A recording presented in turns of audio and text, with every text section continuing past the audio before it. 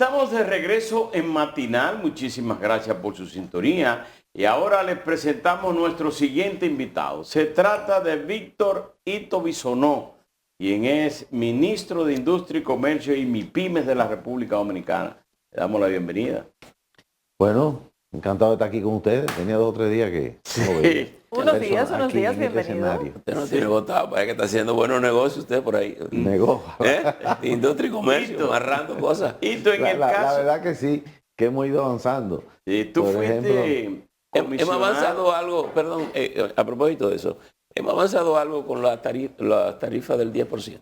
Ah, eso iba a preguntarle. sí, yo diría que sí. Fíjate que República Dominicana fue uno de los primeros países que llegó al USTR en principio, y esto es de dominio público porque todos los días sale una noticia nueva de qué se hace con un país, qué se hace con otro, quién lo hace. O sea, no hay una ruta clara, sino que hay diferentes tratamientos. Sin embargo, República Dominicana es un país cercano a los Estados Unidos por un asunto natural. Nuestras exportaciones, nuestras importaciones, las remesas, es hacia los Estados Unidos, un 85%. Y a través de funcionarios cercanos, como Marco Rubio, como Mauricio Claver, pues logramos una cita en el USTR. Fuimos de los 10 primeros países que tuvimos ahí presentes. Y tuvimos una buena conversación. Nos ratificaron que no hay una propuesta por región, por bloque, por economía, sino vis a vis primero. Face to face. Sí, Cara a cara. cara a cara. Se mandó una comunicación. Y bueno, yo creo que ahora vendrá un tema técnico, como ha pasado con los países grandes, con los países que tienen más impacto. Fíjate que las negociaciones que ellos han hecho es con Inglaterra, con China. Sí. Déjeme preguntarle esto.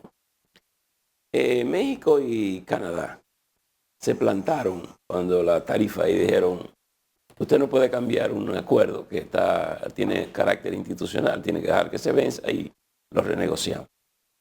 ¿Por qué Centroamérica y Dominicana no hicieron lo mismo? ¿No? ¿O se siente que no tienen fuerza para hacer eso? Y segundo, el famoso 10% de arancel, tengo entendido que queda afectado, que puede ir hacia la baja, en el sentido de, dependiendo de la cantidad de materia prima que intervenga Sí. en la fabricación de lo que se hace. Es decir, si viene desde los Estados Unidos, entonces hay una baja. ¿Cómo está operando eso? Mira, es muy simple, porque lo que ha estado pasando hasta hoy día es fácil de ver,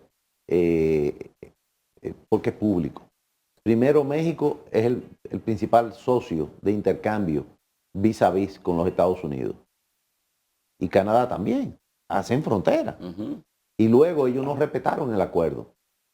Ellos le pusieron un 27% de arancel a los vehículos. Y todo lo otro depende de la segunda pregunta tuya. ¿Qué parte de componente de origen de los Estados Unidos tienen y qué paga y qué no? ¿Ok? Luego, ciertamente, algunos países, incluyéndonos nosotros, si el producto tiene más de un 20% de componente de origen americano, pues entonces se le desmonta el 10%. Le pongo un ejemplo.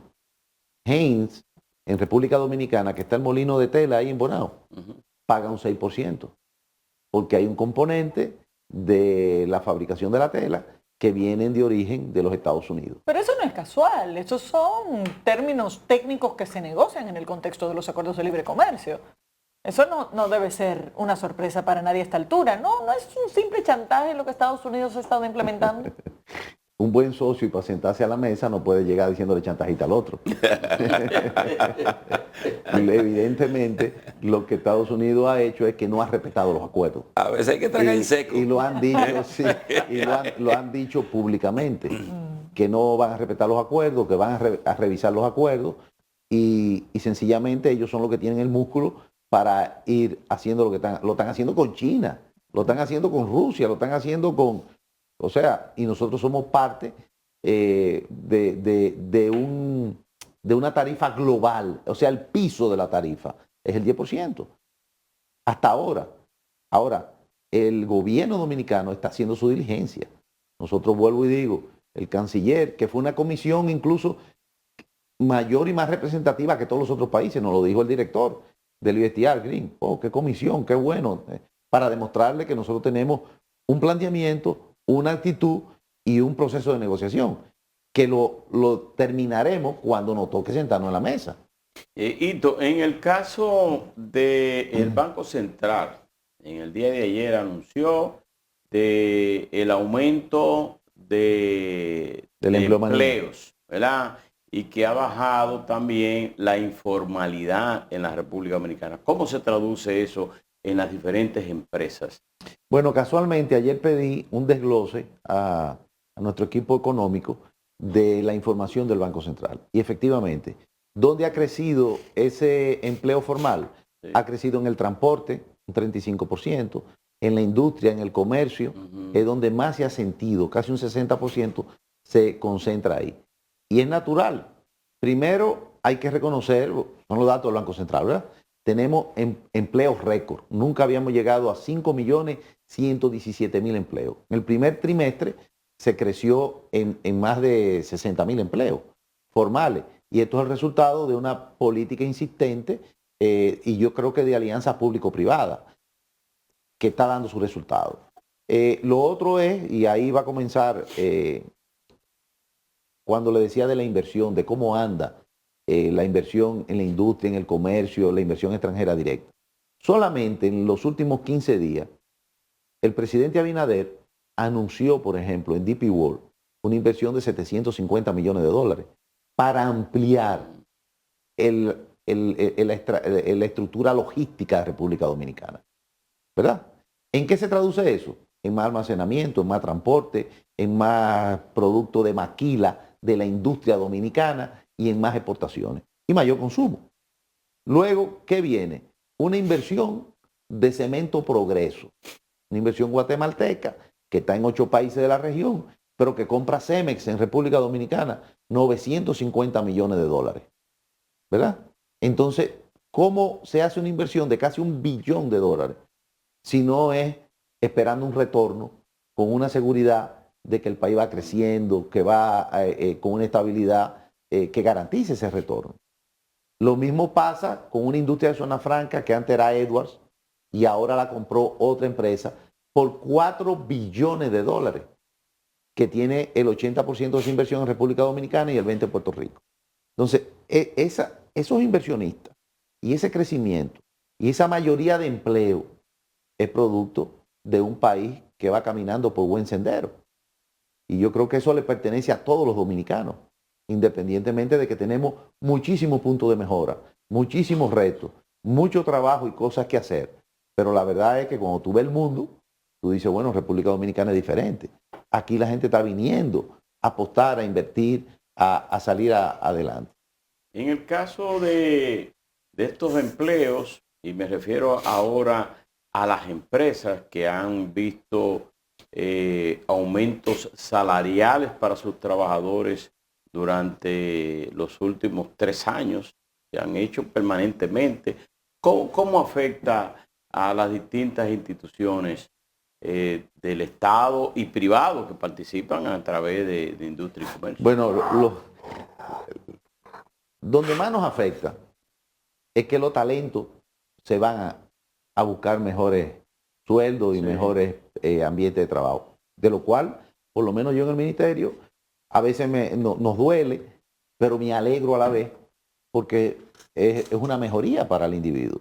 Cuando yo veo que algunos de mis viceministros o incluso mi director de gabinete de los primeros 2 años dice, no, ya yo conozco el Estado por dentro, ahora me voy al sector privado, y le va bien una cantidad de jóvenes que utilizan eso de trampolín y le va mejor, son talentos que multiplican a su vez la creación de empleo en República Dominicana.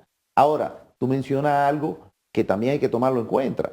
Y yo digo, claro que tenemos que hacer política, claro que hay que hacer oposición. Yo la hice cuando me tocó, pero también tenemos que estar conscientes de que en República Dominicana parte del reclamo que hace el presidente Abinader es, tú eres industrial, tú estás en el comercio, te está yendo bien porque las exportaciones crecieron, la inversión extranjera crecieron, pero el empleado tuyo también tiene que estar mejor. Entonces, Ministro. 3 aumentos salariales. Tú dices, bueno, ¿y qué son los aumentos salariales? Más poder adquisitivo. Bueno, porque todos los años, quiera uno o no, hay un crecimiento vegetativo de la economía, de un 5% se estima. Y también hay una inflación. Entonces, ¿cómo tú compensas eso? Dándole mayor poder adquisitivo al empleado. Y en estos últimos 5 años hay 3 aumentos salariales por los diferentes renglones. No solamente el sector general, también aquellos que tienen sueldos especiales, como la zona franca, como el turismo, como la construcción, se ha registrado. Y yo creo que de eso hay que hablar también y reconocer eso. Ministro, ¿qué tanto se ha afectado el comercio con Haití con la situación que vive el vecino país? Y segundo, ¿qué tanto se están afectando actividades que tienen que ver con la exportación de muchos de nuestros renglones, como la industria del banano, el mismo turismo que usa parte ya de ese personal? Bueno, la primera pregunta, Haití es nuestro segundo socio comercial individual.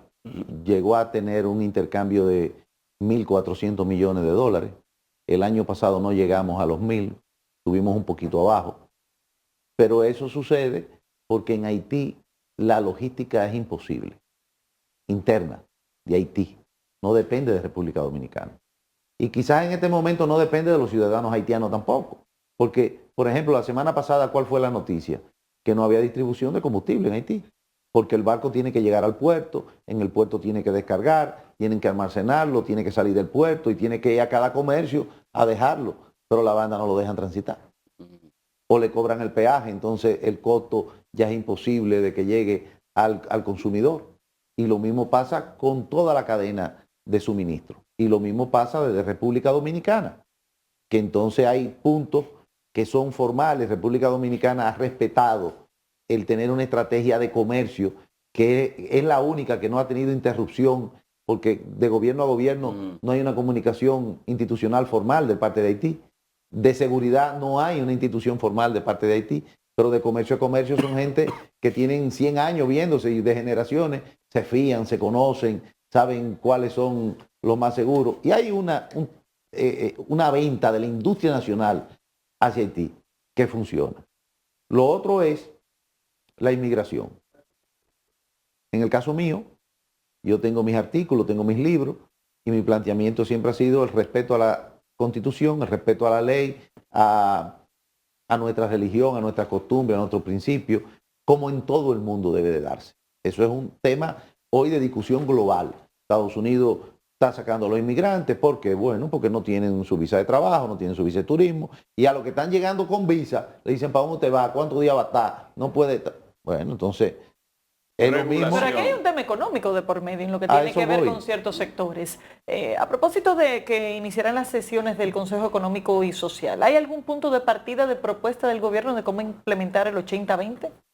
Todavía no lo hay, pero a lo que tú te refieres, yo también creo que llegará el momento, como pasa en cualquier país. Lo primero es, los Estados Unidos es grande porque se quedan con los talentos de todo el mundo, no le preguntan de dónde es. Están en las universidades. ¿Qué hacen las grandes empresas? Ferias. ¿Para qué? Para buscar lo más inteligente y lo contratan. Ven. Entonces, pero le buscan una visa de trabajo. Si tú no tienes tu OPT en los Estados Unidos, que por un año te lo dan, o un contrato, tú no te puedes quedar allá. Entonces nosotros tenemos que buscar un proceso. ¿Qué necesitamos? ¿Cómo lo registramos?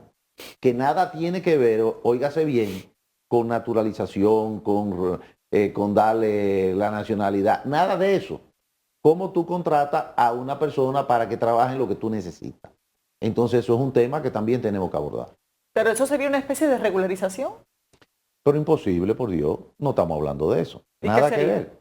De contratar a un individuo que tú necesitas por un año, por 2 meses, por 3 meses, un técnico. Pero, pero esa no es la generalidad de la mano de obra haitiana que tenemos en el país. Bueno, ni son técnicos ni vienen por 2 ni 3 meses. Sí, no es la generalidad porque no tienen el grado escolar o el grado universitario, pero sigue siendo una persona que necesita un trabajo y que tú necesitas que te trabajen. Eso en el Código de Trabajo, por ejemplo, me parece que el artículo 150 está establecido de hace mucho. Bueno, que hay que formalizarlo, que hay que asumirlo. quién tiene un contrato, dónde está, quién le paga las prestaciones, quién le paga los servicios médicos, dónde están las huellas dactilares, dónde están... Pero eso es un tema laboral, no migratorio, y eso en sentido general se aplica. No sabía.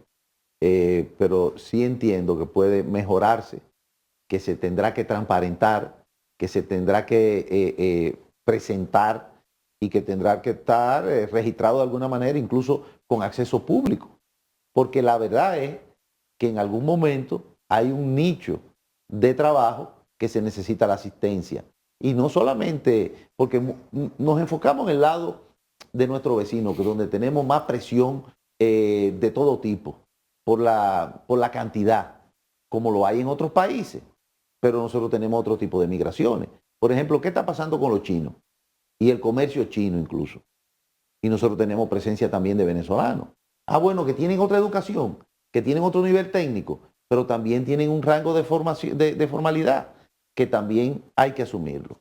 Pero yo lo que quiero que dejar dicho bien claro, que primero tenemos que ir con el orden, con la Constitución, con el respeto a la ley, a nuestra costumbre, y a no tener nosotros una carga que de ninguna manera ponga en riesgo la inversión y el beneficio de los dominicanos. Hito, en el caso de las conversaciones y firmas de convenio que se han hecho con Guyana, ¿cómo ha avanzado eso? Inclusive se hablaba de sembrar en el Guyana empresarios dominicanos o el mismo gobierno, lo que son las materias primas, el maíz y ese tipo de cosas. ¿Qué se ha logrado hasta ahora concreto con esa firma que se hizo cuando vino aquí el presidente? ¿Y la refinería? Y la refinería también. Sí. Sí, son procesos lentos, lo primero, porque no basta con tú tener dinero. Tú tienes la cantidad de dinero que tú quieras y vas a hacer un edificio, tienes que hacer el diseño, los planos, la estructura, y luego tiene que comenzar a hacer las fundaciones y bueno, la construcción al final. Y eso conlleva un tiempo. Eso mismo pasa con Guyana. De repente se encuentra con una cantidad de dinero, un país que no tiene cemento, no tiene arena, no tiene agua, tiene territorio para algún tipo de cultivo, como es el arroz, pero le falta todo lo otro. Bueno, agua tiene de malo, tiene que organizarlo. Sí, entonces todo eso está en proceso. Y República Dominicana está presente. Incluso se registró y se formalizó una Cámara Dominico-Guyanesa, Sí. que está también atenta a la inversión privada allá. Mientras tanto, nosotros estamos exportando para allá todo tipo de materiales, todo tipo de agroindustria y creciendo la inversión de República Dominicana en Guyana. En el caso de la refinería, también se está, no sé qué se ha logrado en eso. Eso va un poco más lento. Eso Sí. va un poco más lento. Recuérdense que, y en esto es un plan regional que Guyana vio para posicionarse dentro de CARICOM. ¿Cuál es el consumo de la destilería de hidrocarburos que consume el Caribe completo? Ellos hacen un aporte de la materia prima y de ahí se consigue el combustible para ellos y el combustible para el resto de la región. Pero vuelvo y digo, son estos proyectos que duran más a largo plazo. Ministro, cuando uno mira la balanza comercial entre Estados Unidos y República Dominicana, siempre se dice que tenemos un desequilibrio en favor de los Estados Unidos. Sí. Pero ocurre que Estados Unidos es el principal suplidor de turistas en la industria económica de nosotros. Se ha hecho un estudio del impacto de ese servicio que exportamos a los Estados Unidos para saber en realidad cuál es el nivel de desbalance. Bueno, fíjate, en lo que a mí me toca, que es las exportaciones, por ejemplo, de zona franca. La zona franca, el 85% de sus exportaciones van a los Estados Unidos. 85. 85. 85. Nosotros tenemos 20 exportaciones principales. De ellas, algunas 15 competimos con otros países y algunas 5 somos los líderes. Entiéndase oro, tabaco, cacao y otros productos. Ahí somos líderes. Ahí somos líderes nosotros. Pero lo que es medical device, que tiene un componente altísimo de costo, electrónica y otros productos, competimos con Costa Rica, competimos con México, pero sin embargo, nosotros hemos ido creciendo. Hace 2020 las exportaciones eran 5.000 millones de dólares, más o menos, ¿verdad? Y estamos en 8.600. Entonces, ¿qué nosotros podemos hacer con los Estados Unidos? Seguir tratando de suplirle y seguir creciendo en la política del nearshoring, que sigue ahora con el friendshoring. No es solamente estar cerca, sino países amigos con los mismos valores de democracia, de libertad, de estabilidad, y en eso nosotros vamos dando pasos agigantados con los Estados Unidos. Es lo mismo que pasa con las remesas. Son 11.000 millones de dólares que vienen ¿de dónde? En un 80% de los Estados Unidos. Entonces, otro tema de la industria y el comercio con los Estados Unidos es que muchas de esas industrias que están aquí, en la zona franca, y hacia donde nosotros exportamos ahora, que te voy a dar una primicia, ¿por qué no? Las zonas francas son industria americana, a su vez, que están instaladas aquí y exportan a los Estados Unidos. Pero la primicia no es esa. La primicia es que, por ejemplo, ya hay industrias como Nestlé que se están instalando aquí y ampliando aquí en 4 veces más su exportación de leche para los Estados Unidos. O sea, aquí su instalación y la exportación pero para hacia entender Estados mejor, Unidos. porque Nestlé está, o sea, ¿qué es lo que están incorporando nuevo? ¿El volumen de exportación hacia los Estados Unidos? Correcto. Si la exportan de Suiza, ¿cuánto le cuesta? Si le exportan de Europa, no solamente por el tránsito y la lejanía, sino por los impuestos. O sea, que no están trabajando para el mercado local, sino que están... No. Se instalaron, ampliaron sus almacenes con una inversión multimillonaria en dólares. Y ahora están ampliando San Francisco de Macorís. ¿Y en qué redunda eso? Le van a comprar la lata a Felito García en Santiago, la etiqueta la van hacia aquí, el proceso industrial de maquila y el flan, por ejemplo, que es uno de sus productos más demandados en los Estados Unidos y no tienen capacidad de cubrir la demanda, lo están ampliando. 4 veces más la producción. Entonces son cosas de esta dinámica que no es solamente la competencia regional y lo tradicional que nosotros hemos ido buscando e impulsando. ¿Y qué otras empresas, ¿verdad?, internacionales están haciendo eso, ampliándose para exportar hacia los Estados Unidos? Bueno, yo te puedo decir que la semana pasada recibí a unos inversionistas que se están instalando en la zona franca de San Isidro, que la administra el Banco Central muy bien y que está en expansión para Medical Device. Te puedo decir que hace 2 semanas fuimos a La Vega a una industria que se llama Sakira. Te estoy hablando de inversión americana. Sí. Que no solamente inauguró una ampliación, sino que anunció otra expansión ahí mismo. Y esta es una industria de esta dinámica nueva, que tú te metes en Amazon, hace el diseño de tu camiseta, de los tenis, al otro día te lo mandan por Federal Express o por UPS y se están ampliando. Y hay muchos otros renglones que también tienen crecimiento, porque los Estados Unidos, por más aranceles que pongan, a veces no tienen la capacidad. Era lo que hablábamos ahorita de la mano de obra. El nearshoring que viene a los Estados Unidos, por ejemplo, con los semiconductores, que es a mediano y a largo plazo, ellos no tienen la capacidad de hacer la ATP, la prueba, el empaque y la terminación. Entonces tienen que buscar países donde seguir ampliándose, que estén cerca, que la cadena de logística funcione y que además le abarate los costos. Y nosotros nos estamos preparando para eso, con una visión de Estado. En estos días estuvo en el país un experto, creo que chileno, en asuntos de etiquetados de productos alimenticios con exceso de azúcar, exceso de grasa, exceso de sodio, etcétera. ¿Favorecería el Ministerio de Industria y Comercio que se implemente un etiquetado especial para ese tipo de productos en el país? Es que definitivamente nosotros no podemos estar de espalda a lo que son los avances globales. Ahora, ¿cómo eso se produce en República Dominicana y cómo se hace? ¿Cómo tú adecuas a nuestras industrias a eso? Y cómo tú le exiges también a los productos que vienen aquí de China en mandarín, de los Estados Unidos en inglés, que también cumplan con las reglas para el mercado local. Pero esa regulación ya existe, la del etiquetado en español, por ejemplo. Estamos hablando de un etiquetado nuevo que señale componentes excesivos y que se asocian a la obesidad. Vuelvo y te repito, que si son temas globales, temas que nos ponen a nosotros en competencia, temas que van en beneficio del ciudadano, hay que irse preparando para ello. Claro que sí. Nosotros no podemos estar de espalda a las cosas que ocurren en el mundo, a la modernidad, a la transparencia. Ahora tenemos que adecuar a nuestras industrias para que sean competitivas y lo puedan hacer. Nosotros tenemos el sello hecho en República Dominicana, que ya hay más de 200 empresas y más de miles de productos.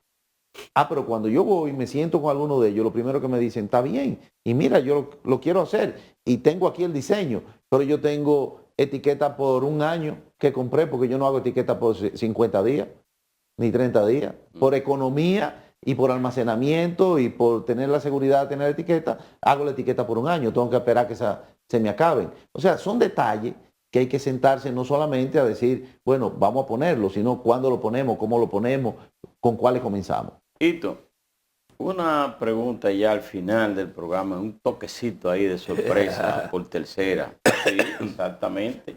Tú formalizaste casi hace 5 años tu ingreso al Partido Revolucionario Moderno. Sí. Acuérdate que Hito viene de la escuela, que con un toquecito anoto. Pero tú aspirabas a la presidencia de la República. En estos aprestos ahora para el 26, ¿aspira a la presidencia de la República o te vas a preservar en el gobierno para estar al lado del presidente a concluir o si va a apoyar a otro precandidato? Fíjate, y esto lo repito porque está de moda eso. Sí, eso está de moda, quiénes no aspiran. Toquecito. Pero la tarjeta de presentación de cualquier aspirante es un buen gobierno. Y nosotros apenas tenemos 8 meses en este cuatrenio. ¿Por qué desesperarse? Yo lo que creo es que nosotros tenemos que apoyar el liderazgo del presidente Abinader, la trascendencia del presidente Abinader, que sea un buen árbitro interno, porque se dice que los gobiernos no le ganan las elecciones, pierden las elecciones. Sí. Se distraen aspirando, no ponen la proa hacia el norte donde debe de ir. No apoyan a su no presidente. apoyan a su presidente. Entonces, con el discurso de que no, yo no estoy en eso, pero sí estoy en eso. No. Yo creo que tenemos que concentrarnos en hacer parte de toda lo que ustedes me han preguntado anteriormente con resultados positivos. Y entonces entrar en ese proceso. Porque por adentro todo el mundo aspira. Tú te entras a la guardia como raso y tú quieres ser general. Tú te entras a política y tú quieres ser regidor, diputado, senador, presidente. Todo el mundo aspira, todo el mundo tiene o quiere estar o mantenerse por lo menos. Y yo creo que la mejor tarjeta de presentación de la aspiración cualquiera que tú tengas es un buen desempeño. Un buen gobierno, apoyo al presidente y después aspiración. Ya veremos, sí. ¿No? Ministro, gracias. Gracias. A ustedes. Señores, despedimos al ministro Víctor Ito Bisonó, ministro de Industria y Comercio de la República Dominicana. Gracias por haber estado con nosotros. Llegamos al final de la entrega. Gracias por la sintonía. Nos vemos mañana.